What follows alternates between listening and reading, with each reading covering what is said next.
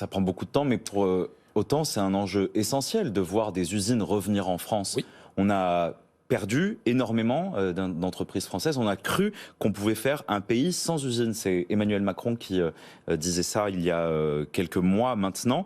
Selon vous, est-ce que le gouvernement, avec son plan de relance des startups industrielles aujourd'hui, c'est ça qui va permettre l'émergence et faciliter en fait l'arrivée de nouveaux acteurs dans le secteur de l'industrie? Oui, pour moi, 1 ou 2 milliards pour les startups industrielles, c'est plus de bon, c'est de l'argent. Hein. Il y a un message qui est intéressant là-dedans, qui est que sur un peu plus de 20 licornes françaises, vous n'en avez qu'une seule qui fabrique des choses en France.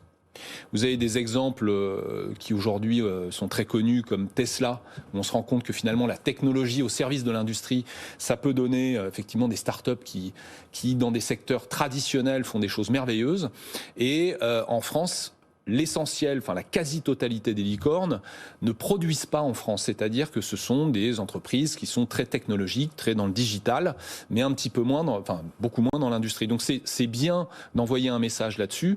Maintenant, si vous voulez, nous, aux forces françaises de l'industrie, on fait très attention. On aime bien un terme qui est de dire, plutôt qu'être une start-up nation, on aimerait bien être une PME nation aussi.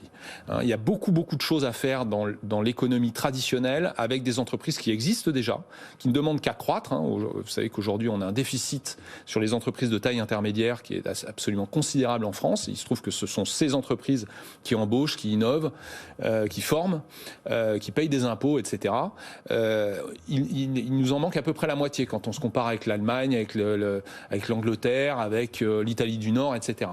Donc, il faut faire croître des PME traditionnelles et les transformer en ETI, en entreprises de taille intermédiaire. C'est eux les acteurs clés en fait du maillon, c'est les entreprises de taille intermédiaire, les PME qu'il faut encourager.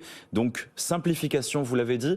Il y a d'autres ressorts qui peuvent relancer la réindustrialisation de la France? Alors, vous l'avez cité, mais effectivement, la baisse massive des impôts de production, ça fait effectivement des années que toutes les instances patronales le demandent, dans l'indifférence générale. Donc maintenant, il semblerait qu'on soit écouté là-dessus. Il y a déjà un effort qui a été fait, mais il faut aller plus loin. Plus loin, c'est ce que dit aussi le MEDEF, 35 milliards il manque. Ouais. Bon, après, vous avez un effort de formation. Vous avez un effort, vous avez un effort culturel, vous avez un effort il faut revaloriser un certain nombre de secteurs. On a des membres aux Forces françaises de l'industrie qui ont décidé de mettre des unités de production dans des endroits, dans des territoires en France où il y a des forts taux de chômage. Ils ont beaucoup de mal, alors qu'il y a beaucoup de chômeurs, à embaucher. Parce que les gens ne veulent pas aller bosser dans des usines.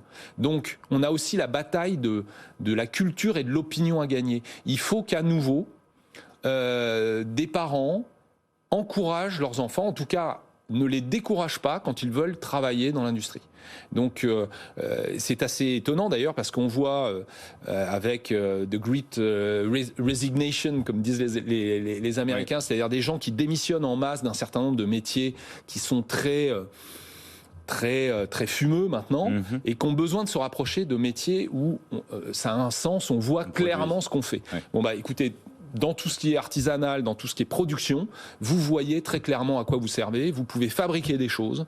Et donc ces secteurs-là, il faut les encourager, il faut redonner envie aux gens d'aller bosser là-dedans. Et il faut arrêter de se boucher le nez quand on dit « oh là là, il va y avoir un projet industriel, il va y avoir un atelier qui va s'ouvrir » ou ce genre de choses. Dépoussiérer l'image de l'industrie en France.